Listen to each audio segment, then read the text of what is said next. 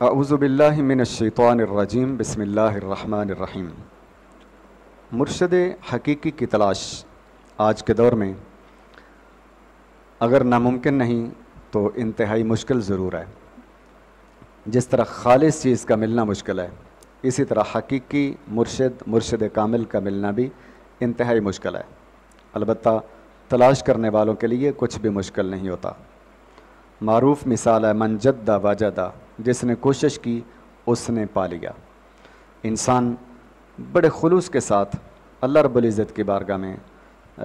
دعا کرتا رہے اور کوشش کرتا رہے کہ مولا کریم مجھے اپنا کوئی حقیقی بندہ ملا دے، تو کچھ بعید نہیں ہے کہ اللہ رب العزت تلاش کرنے والوں کو صحیح، سچا اور سچا راستہ عنایت فرماتا ہے۔ میں بڑی دیر مرشد کامل کی تلاش کے اندر رہا اور اس کے لیے میں نے بڑا کچھ کیا، معلومات لیں، درباروں پر گیا، آستانوں پر گیا، پیران اعظام کی محافل کو اٹینڈ کیا، لیکن میرا دل کہیں پر مطمئن نہیں ہوتا تھا۔ میں نے اس کے لیے بے شمار وظائف بھی کیے اور دعائیں بھی اللہ رب العزت کی بارگاہ میں کیں۔ اور میں نے ایک دفعہ ایک بڑے مستند عالم تھے، ان کی زبان سے سنا کہ اگر کوئی بندہ حضور داتا گنج بخش علی حجویری رحمۃ اللہ تعالی علیہ کی کتاب کشف المحجوب کو 40 دنوں کے اندر پڑھے، کوئی خاص نیت کر کے، اور بالخصوص مرشد کامل کے حوالے سے وہ نیت کر کے کشف المحجوب کا 40 دن کے اندر مطالعہ کرے، تو اللہ رب العزت ان 40 دنوں کے اندر اس بندے کو مرشد کامل کی زیارت یا مرشد کامل کا راستہ دکھا دیتا ہے۔ تو الحمدللہ رب العالمین میں نے کشف المحجوب کا 2 بار چلہ کیا، اور میں نے کشف المحجوب کو 2 بار 40 دنوں کے اندر ختم کیا۔ آج بھی میرے پاس کشف المحجوب کی جو کتاب ہے اس پر 40 دنوں کی تاریخیں لکھی ہوئی ہیں، جس تاریخ سے میں نے شروع کیا اور جتنی کتاب میں نے ایک دن کے اندر پڑھی اس پر اس دن کی ڈیٹ لگا دی، پھر دوسرے دن جو پڑھا اس کی ڈیٹ لگا دی، تیسرے دن جو پڑھا اس کی ڈیٹ لگا دی۔ اس طرح 40 دنوں کے اندر کشف المحجوب کا چلہ میں نے 2 بار کیا۔ اسی دوران میرے بڑے بھائی علامہ ڈاکٹر حافظ محمد شفیق تبسم شاذلی دامت برکاتہ العالیہ مجھے ترغیب دلاتے رہے کہ جہاں پر وہ مرید ہیں، یعنی پنڈی شریف میں جامع مسجد مٹکال جو کہ راجہ بازار کے اندر جامع مسجد مٹکال ہے، وہ مسجد جہاں پر پیر سید مہر علی شاہ رحمۃ اللہ تعالی علیہ اپنے دور کے اندر جمعۃ المبارک کا خطبہ ارشاد فرماتے رہے، تو وہاں پر خطبہ ارشاد فرماتے تھے بزرگ، تو مجھے آمادہ کرتے رہے میرے بھائی کہ آپ بھی وہاں پر مرید ہو جائیں، بڑے کامل ہیں اور اللہ کے بندے ہیں۔ لیکن میں ہمیشہ بھائی سے کہتا رہا کہ مرید ہونا گویا اپنا ایمان کسی کے ہاتھ میں دینا ہے، تو اس لیے میں سنے سنائے طریقے سے مرید نہیں ہو سکتا۔ اور دوسری بات یہ کہ میں جہاں پر رہتا ہوں گوجرانوالہ کے اندر، یہاں پر بہت سارے مرید تھے ان بزرگوں کے، اور میں ان مریدوں کی طرف جس وقت دیکھتا تھا کہ اکثر نے ان میں سے داڑھی نہیں رکھی ہوئی اور اکثر جو ہیں وہ نماز سے بھی غافل ہیں،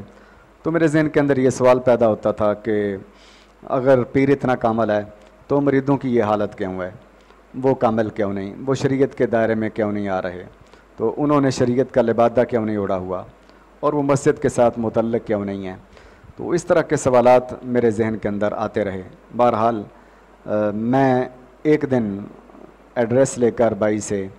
اس مسجد کے اندر جامع مسجد مٹکال کے اندر جمعہ شریف پڑھنے کے لیے چلا گیا۔ جس وقت میں وہاں گیا مسجد کے اندر تو میں نے بڑا ہی خوبصورت ماحول دیکھا۔ آج کے دور میں یہ ماحول ہمیں حرم مکی اور بالخصوص حرم مدنی کے اندر ہی نظر آتا ہے، کہیں اور پر میں نے اپنی زندگی کے اندر یہ ماحول نہیں دیکھا۔ بڑا خوبصورت ماحول تھا۔ 1 بجے بزرگ تقریر شروع کرتے تھے، لیکن 11 ساڑھے 11 بجے مسجد کا حال مکمل ہو چکا تھا اور وہاں پر جگہ نہیں تھی، اور کوئی اونچی آواز سے آواز بلند نہیں کر رہا تھا، بول نہیں رہا تھا، کسی قسم کی کوئی گفتگو کی آواز نہیں بلند ہو رہی تھی۔ اگر کوئی تھوڑا سا بولتا تھا تو دوسرا بندہ خاموشی کے ساتھ اٹھ کر جا کر اپنے لبوں پہ انگلی رکھ کر اسے کہتا کہ خاموش ہو جائیں، یہاں پر بولنا نہیں ہے، عبادات کریں۔ لوگ نماز تسبیح پڑھ رہے ہیں، لوگ جو ہیں تلاوت کر رہے ہیں، ذکر اصغار کے اندر مشغول ہیں، اور بڑا خوشبودار ماحول، معطر اور معمبر ماحول۔ تو میں وہاں پر جا کر ہال کے باہر دروازے کے سامنے بیٹھ گیا۔ بزرگ تشریف لائے اور ممبر کے اوپر تشریف فرما ہوئے، تو تھوڑی دیر سر کو جھکا کر انہوں نے اپنے طریقے سے جو بھی پڑھنا تھا اپنے دل کے اندر وہ پڑھا، اور پھر اس کے بعد انہوں نے خطبہ شروع کیا۔ خطبہ کیا تھا کہ وہ دل کے اندر پیوست ہونے والے تیر تھے، ایک ایک لفظ خطبے کا، عربی خطبے کا، اور ایک ایک جملہ میرے دل کے اندر پیوست ہو رہا تھا۔ اور جس وقت خطبہ پڑھنے کے بعد انہوں نے اپنی گفتگو کا آغاز کیا، تو انہوں نے آغاز ہی اس بات سے کیا کہ بعض سنگیوں کا یہ خیال ہوتا ہے کہ اگر پیر اتنا کامل ہے تو مریدوں کا حال یہ کیوں ہے۔ اور جس وقت انہوں نے یہ بات کی تو میں نے کہا کہ ہو نہ ہو کسی نے بتا دیا ہے کہ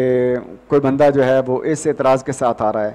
لیکن پھر میں نے اپنے چار چفیرے نظر ماری تو مجھے ایسا بندہ کوئی نہ ملا جس کے ساتھ میں نے کوئی بات کی ہو، جس کے ساتھ میں نے اپنا سوال رکھا ہو، جس کے سامنے کسی قسم کی کوئی گفتگو کی ہو میں نے کہ میرے ذہن کے اندر یہ سوال ہیں۔ وہ سوال تو میرے ذہن کے اندر ہی تھے، میں نے کسی کے ساتھ تو ان کا اظہار ہی نہیں کیا تھا۔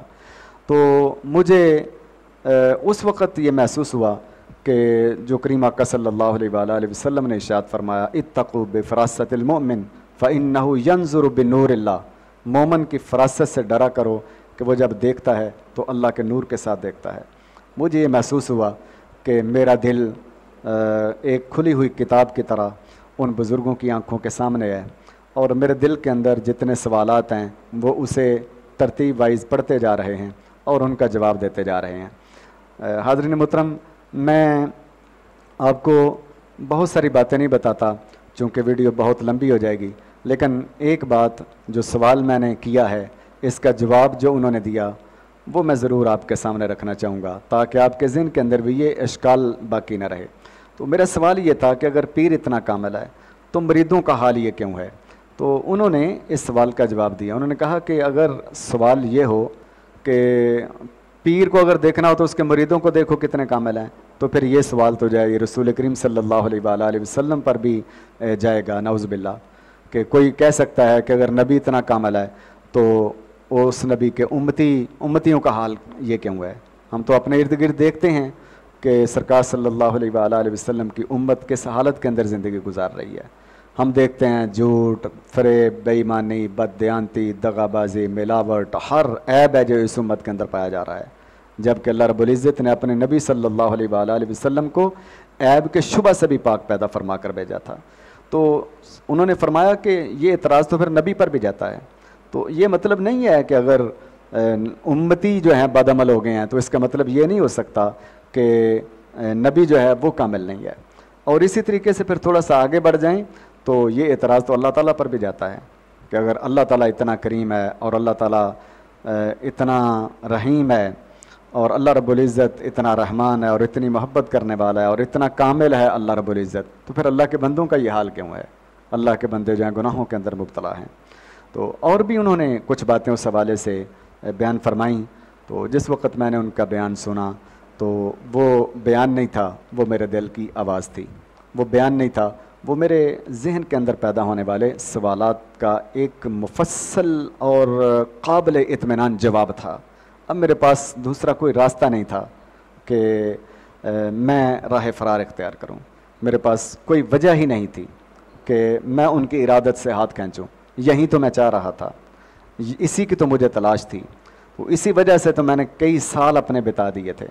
تو پھر میں نے ارادہ کیا کہ میں ان کا مرید ہو جاؤں، لیکن میرے جیسے جو کچھ دیکھ کر آتے ہیں پھر پیر کامل بھی انہیں انتظار کی مشقت سے گزارتا ہے تاکہ وہ اچھی طرح دیکھ لیں کہ واقعی پکا ہے یا کچا ہے، واقعی خالص ہے یا کہ ملاوٹ والا ہے۔ تو میرے اظہار کے بعد بھی میرے شیخ محترم دامت برکاتہ العالیہ نے مجھے بڑی دیر تک تقریباً 3 سال تک مرید نہیں کیا۔ میں تین چار بار گیا اور تین چار بار اظہار کیا اس بات کا کہ حضور میں آپ کا مرید ہونا چاہتا ہوں. تو آپ نے فرمایا اچھا انشاءاللہ کوئی مناسب موقع آئے گا تو آپ کو ضرور بیعت کریں گے. تو انہوں نے خوب پھر انتظار کروایا مجھے اور مجھے دکھایا اس دوران میں کہ جس بندے کی تلاش کے اندر تم ہو وہ میں ہی ہوں. حاضرین محترم، آج کے دور میں بڑے شعبدہ باز لوگ ہیں، بڑے ایمان پر ڈاکہ مارنے والے لوگ موجود ہیں جو دین کے نام پر، شریعت کے نام پر، طریقت کے نام پر، بیعت کے نام پر، پیری اور مریدی کے نام پر لوگوں کے جیبوں اور لوگوں کے ایمانوں پر ڈاکہ مار رہے ہیں. الحمدللہ اللہ رب العزت نے مجھے ایسی ہستی کا ہاتھ عطا فرما دیا کہ جن کے اندر نہ کوئی ایسی عادت تھی، نہ کوئی ایسا رویہ تھا، نہ ان کا کوئی ایسا اخلاق تھا. وہ سخی تھے، وہ عطا کرنے والے تھے، وہ جھولیاں بھرنے والے تھے. صرف اور صرف جھولیاں بھرنے والے نہیں بلکہ وہ روحوں کی پیاس کو بجھانے والے تھے. صرف اور صرف روحوں کی پیاس کو بجھانے والے نہیں بلکہ دلوں کے اندر ایمان کی شمع کو روشن کرنے والے تھے. اور ان کی محبت نے اور ان کی بیعت نے اور ان کے دست شفقت نے میری روح کو تازہ کیا، میری روح کو زندگی عطا کی. انہوں نے میرے دل کو ایک نئی جلا عطا کی اور میرے دل کو انہوں نے دین کی محبت سے اور رسول کریم صلی اللہ علیہ وآلہ وسلم کی محبت سے اور بالخصوص اہل بیت کرام اور اخص الخصوص سیدہ پاک سیدہ فاطمۃ الزہرا سلام اللہ علیہا کی محبت سے منور کر دیا.